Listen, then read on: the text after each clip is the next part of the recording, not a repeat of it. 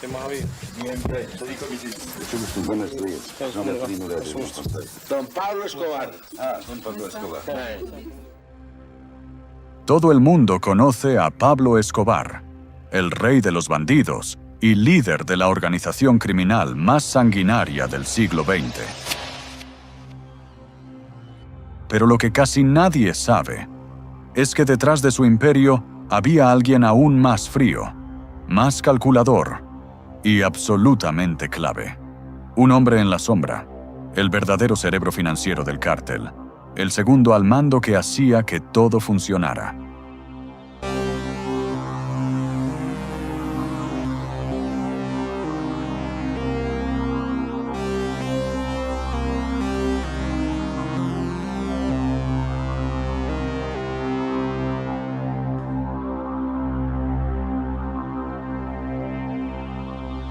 Era el socio de Pablo Emilio Escobar Gaviria, su primo hermano.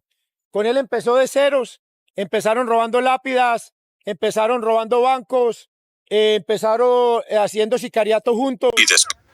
Marica, empezaron desde abajo, pues. Gustavo comenzó junto a su primo Pablo desde muy joven en el mundo de la delincuencia. Empezaron robando lápidas de cementerios para revenderlas. Después se dedicaron al robo y despiece de automóviles. Más tarde entraron en el contrabando de cigarrillos, licor y electrodomésticos. Pero pronto descubrirían que existía un negocio mucho más rentable: el polvo blanco. Verdad, pero es que marica gastaba $2.500 en puros cauchos para... A mediados de los años 70, Pablo tenía y mucha Gustavo plata de comenzaron a entrar de lleno en el lucrativo negocio de No, la cocaína. eso sí es tener plata de verdad, Por no entonces, ricos pobres que creen que producir un tienen kilo plata y no podía tienen. costar alrededor Ah, de polvo blanco. Tienes deuda, no. Pero ese mismo kilo llegaba a venderse a mediados de los años por más de $50,000. Al principio comenzaron transportando pasta base y cocaína desde Perú y Ecuador hasta Colombia, donde la refinaban y distribuían. Pablo llegó con una chaqueta de cuero y le dijo a mi mamá que si le ponía unos bolsillos dentro de la chaqueta y que pues necesitaba asegurar su platica. Era para camuflar la coca y para camuflar los billeticos que iban a llevar para comprar la coca en el Perú. Sin embargo, en 1976, todo se complicó. Pablo Escobar y Gustavo Gaviria fueron arrestados junto a otras 4 personas cuando transportaban 39 libras de cocaína escondidas en la llanta de un vehículo.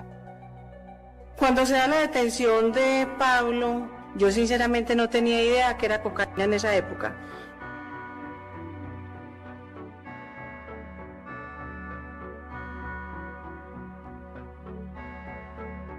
Tras cumplir su condena, Pablo y Gustavo comenzaron a formar el grupo que acabaría convirtiéndose en el Cártel de Medellín. Los primeros en aliarse fueron los hermanos Ochoa, que aportaron gran parte del dinero necesario para empezar a levantar el imperio. Cuando ellos vinieron a hablar con Fabio, mi hermano, era proponerle que él volviera a participar en el narcotráfico, que ellos le facilitaban los medios para que volviera a montar un negocio, rutas del narcotráfico, con la condición de que él invitara a otras personas para ellos poder hacer lo que ellos llaman positivos. Tiempo después, se unió Carlos Leder, un personaje con una fuerte simpatía por las ideas de Adolf Hitler.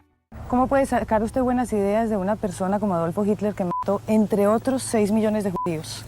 Sabemos que en Alemania nunca existieron más de 1 millón de judíos. Leder se encargó de revolucionar el negocio, introduciendo el uso de aviones y nuevas rutas comerciales para llevar la cocaína hasta Estados Unidos. Nosotros hemos generado la mayor parte de empleo del país. Le hemos dado mucho por venir a Colombia. Por último se unió Gonzalo Rodríguez Gacha, alias El Mexicano, quien tomó un papel fundamental en los procesos productivos de la cocaína y en la expansión del cartel.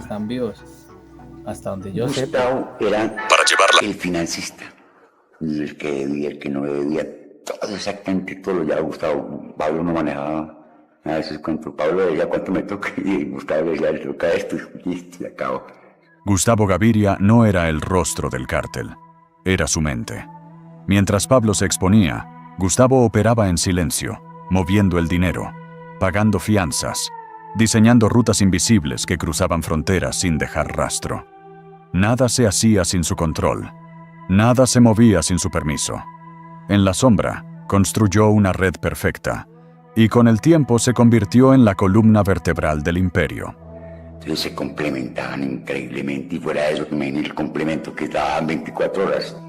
Entonces, usted no encontraba sino, hermano, dinámica a la lata. Era un hombre que era muy inteligente con los números, no era tan rápido con la pistola. Hacía un gran equipo con el patrón, ¿por qué?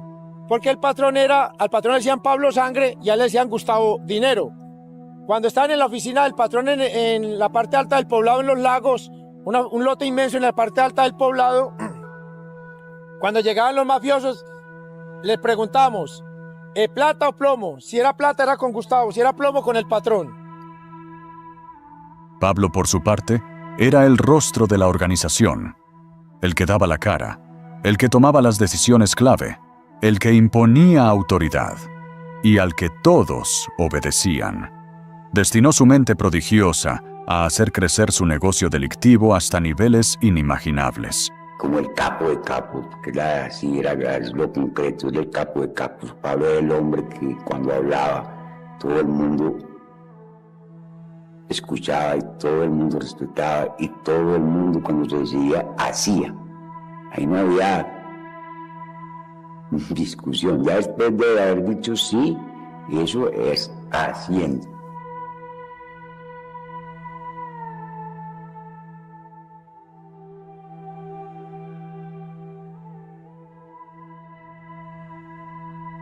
Pablo y Gustavo se adentraron en las comunas y en los barrios más humildes de Medellín, donde empezaron a reclutar a jóvenes que, con el tiempo, acabarían dispuestos a dar la vida por su patrón.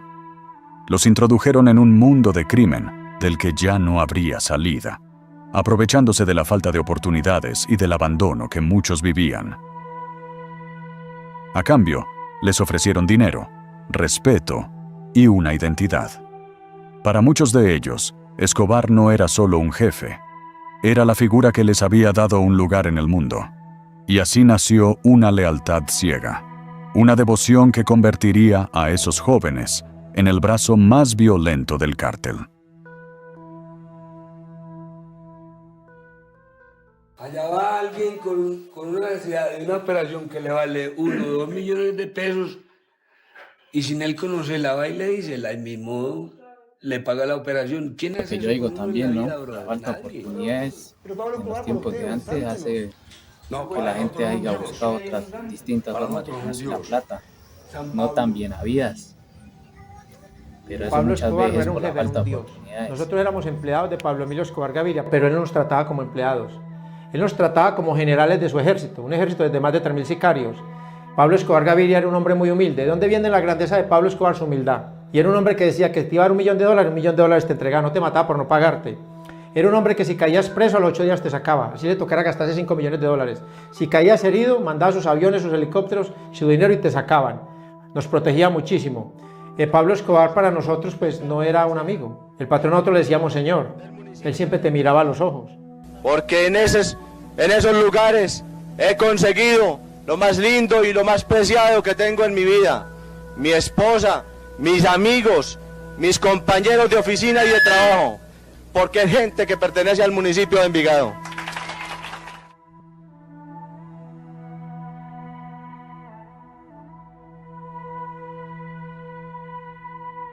Gustavo Gaviria era muchísimo más rico que el patrón. Era un hombre supremamente millonario, invertía sus cosas en diamantes, era muy duro para comprar diamantes, los compraba por bolsadas, en obras de arte, propiedades muy buenas en Medellín, invertía su dinero en Suiza, mantenía muchísimo dinero en Suiza y en bancos internacionales.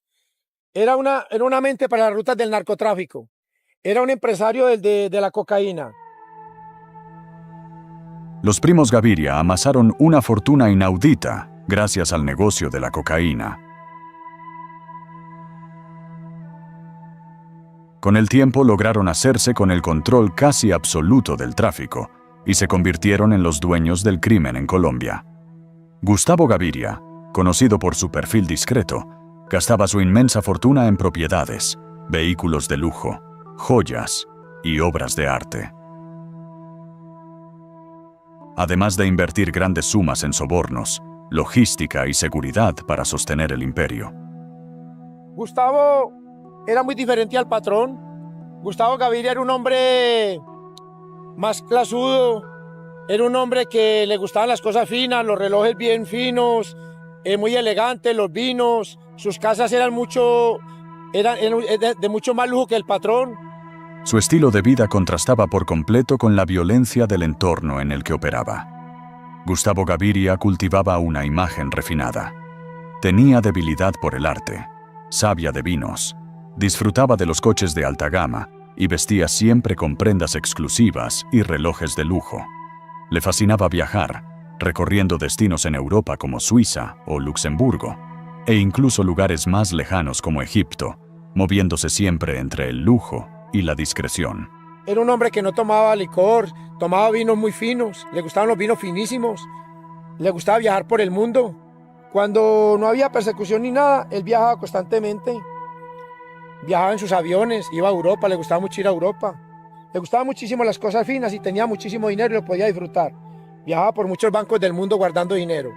Aunque la famosa Hacienda Nápoles suele asociarse a Pablo Escobar, lo cierto es que la propiedad estaba dividida a partes iguales con Gustavo Gaviria.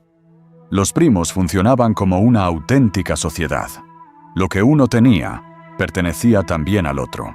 La Hacienda Nápoles, la mitad de la Hacienda Nápoles pertenecía a Gustavo, todo era en sociedad con el patrón. Le gustaban los aviones, le gustaban los helicópteros, le gustaban las motos, le gustaban los carros. Gustavo también corría en la Copa Renault. Era una copa de Renault 4, de automóviles Renault 4 que corrían aquí en Bogotá, que se llamaba la Coca Renault. Él competía, también era buen piloto. Era un buen hombre.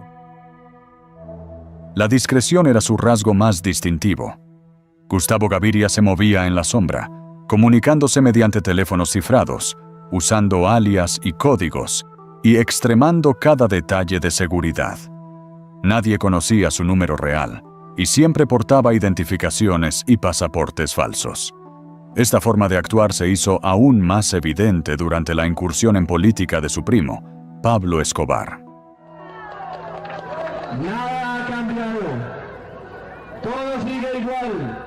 La lucha del pueblo, la guerra del poderoso contra el débil, la persecución irresponsable e inhumana contra los venteros ambulantes. Irresponsable porque tenemos 142.000 desempleados en el Valle de la Burrá. Inhumana porque se está jugando con el pan de miles de familias antioqueñas. En vez de estar apoyando su trabajo humilde y honrado, en vez de estarnos dotando de casetas para que puedan subsistir dignamente, para que contribuyan a solucionar el grave problema del desempleo que nos agota y nos asfixia. Durante esta etapa, Gustavo Gaviria quedó al mando del negocio. Mientras Pablo Escobar se exponía en la política y en sus obras sociales, él se encargaba de que todo siguiera funcionando. Mantuvo activas las rutas, coordinó la logística y sostuvo la estructura del cártel desde la sombra. Les quiero decir que temprará la aristocracia y el galanismo. Yo le quiero decir que nosotros no tenemos mentalidad vengativa, porque nosotros queremos aclararle a la opinión pública es que hay gente que falsamente predica la moral. Les quiero decir que con el apoyo de todos ustedes aplastaremos los títeres y los muñecos políticos de trapo que fabrican la oligarquía colombiana.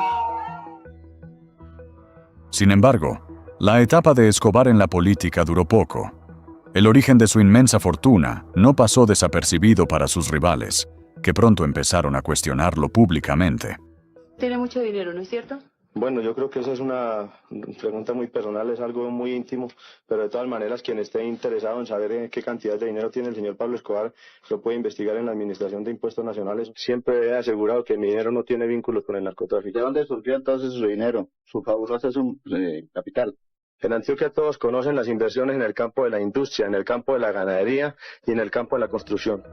El ministro de Justicia Rodrigo Lara Bonilla lo acusó públicamente en 1984, provocando que el patrón abandonase la política y con ello su sueño de llegar a la presidencia. La amnistía patrimonial significaba el olvido de los delitos que sus titulares cometieron para lograr formar sus fantásticas fortunas. Ahí sí podría uno, por lo menos, esbozar una idea de lo que pudo ocurrir en la mente de mi papá cuando Lara lo denunció de esa forma. Porque ni con todo su dinero, ni con todo su poder, iba a poder revertir las palabras de Lara. 3 meses después de abandonar la política, Escobar ordenó acabar con la vida de Rodrigo Lara Bonilla. Sería la primera vez que Gustavo mostró diferencias con las decisiones de su primo. La motocicleta roja tiró del gatillo de una ametralladora Ingram y asesinó al ministro de Justicia Rodrigo Lara. Colombia tuvo muy pocas dudas sobre los autores intelectuales del golpe, y de una vez desaparecieron las objeciones contra la puesta en vigor del tratado de extradición. Gustavo se oponía a la violencia extrema que imponía el patrón. Creía que no era necesario recurrir a ese nivel de brutalidad para sostener el imperio. En medio de un mundo sin límites ni pudor, él representaba la voz de la calma.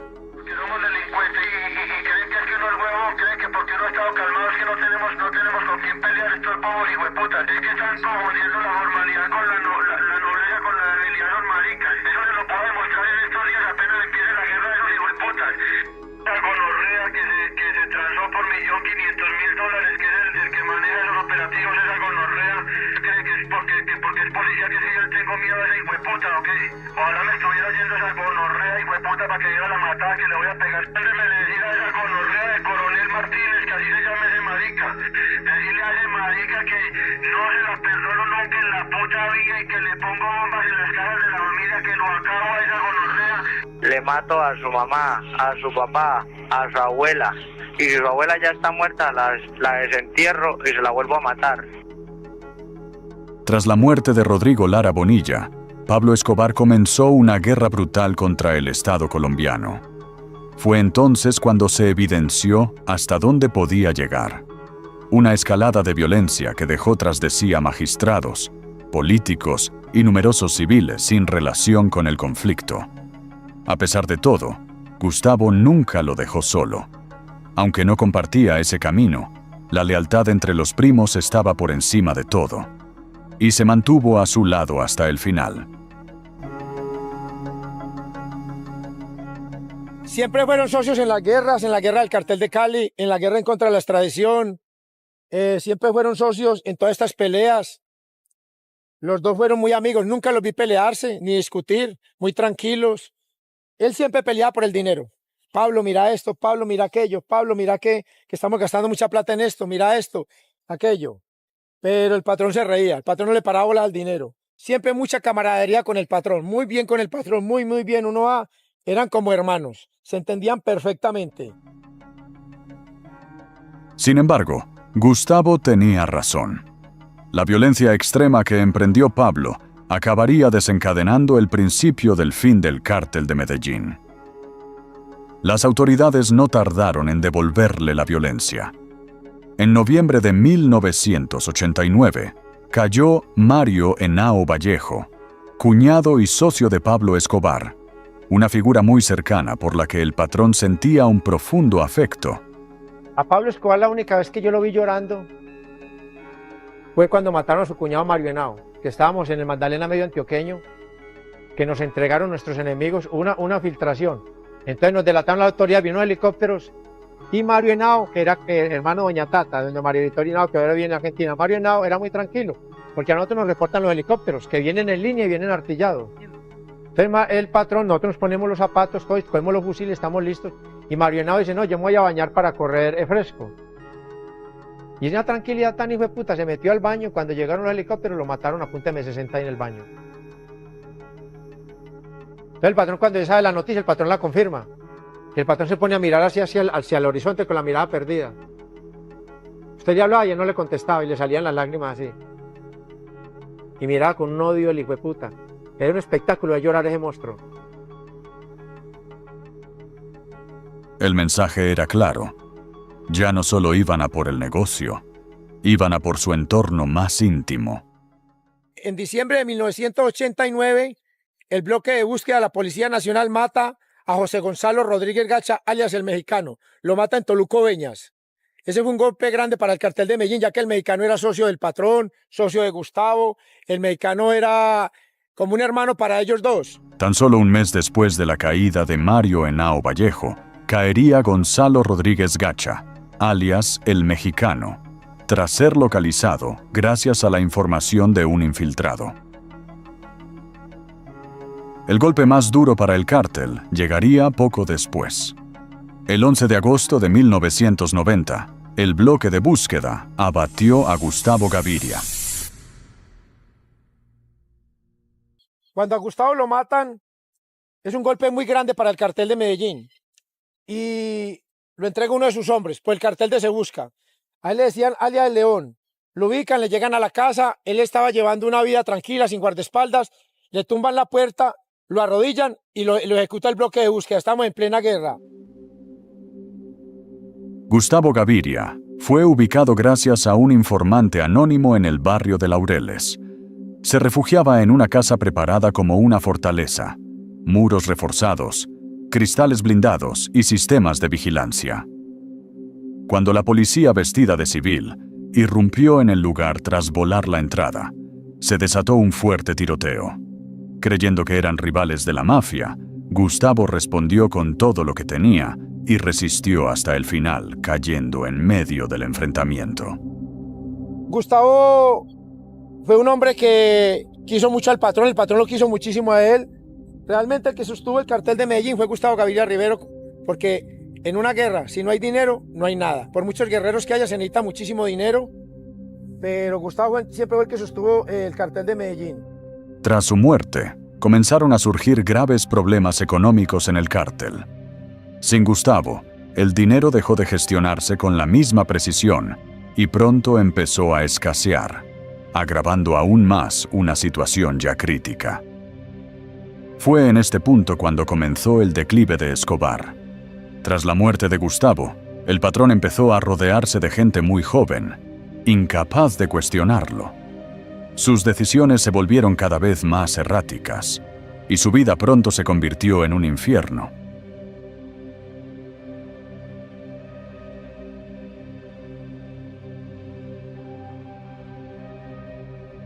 Quizá Pablo Escobar no era tan brillante como muchos creían. Tal vez el verdadero cerebro fue su socio más leal, el hombre que mantuvo el negocio bajo control y que convirtió al Patrón en alguien prácticamente intocable. A don Gustavo le gustaba fumar cigarrillo. Se fumaba sus cigarrillos y tenía una cosa con el cabello. Él era calvo y para esa época era muy novedoso que en Medellín empezaban a venir a implantar cabello. Y le implantaban cabellito por cabellito y se le veía muchísimo más feo. Él se peinaba despaciecito y cuidaba sus cabellitos. Pero esa calvicie lo acomplejaba. Aunque Pablo y Gustavo fueron responsables de una violencia enorme, también realizaron acciones que les ganaron apoyo en sectores muy desfavorecidos. Ambos venían de entornos humildes, y en medio de todo lo que provocaron, destinaron parte de su fortuna en ayudas y proyectos en comunidades pobres. Esa mezcla de daño y asistencialismo marcó profundamente la historia de Colombia. Pablo y Gustavo mandaron cantidades impresionantes de juguetes para repartirles a los niños de Puerto Triunfo y de Doradal, y fuera de eso el helicóptero a los sitios en donde no podía llegar, la gente no podía llegar a reclamar los regalos. Iban en los helicópteros y le entregaban a la gente, a los niños los regalos.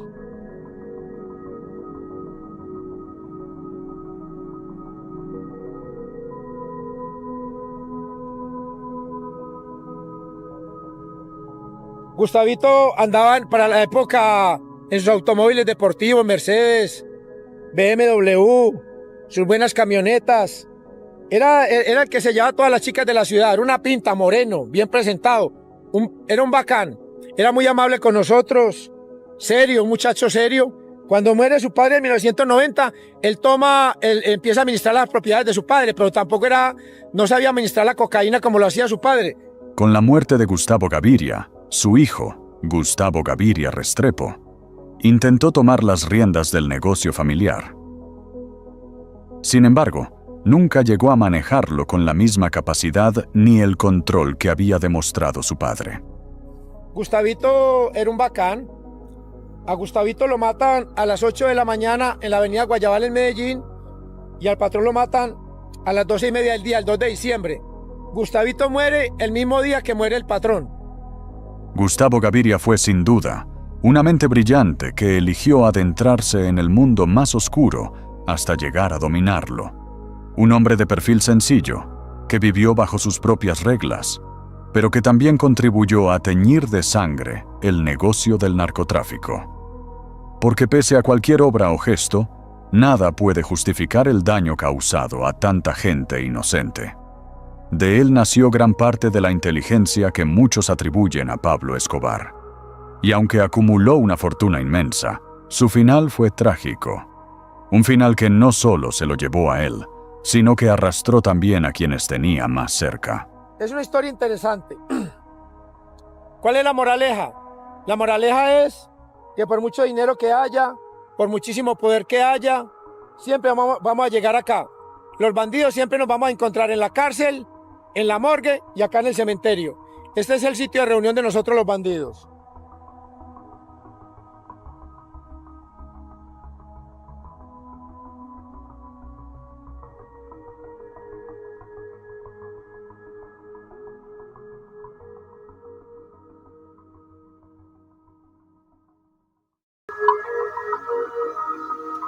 Ya saben, mi gente, darle like, compartir. Ya saben, pues para seguir subiendo videitos así.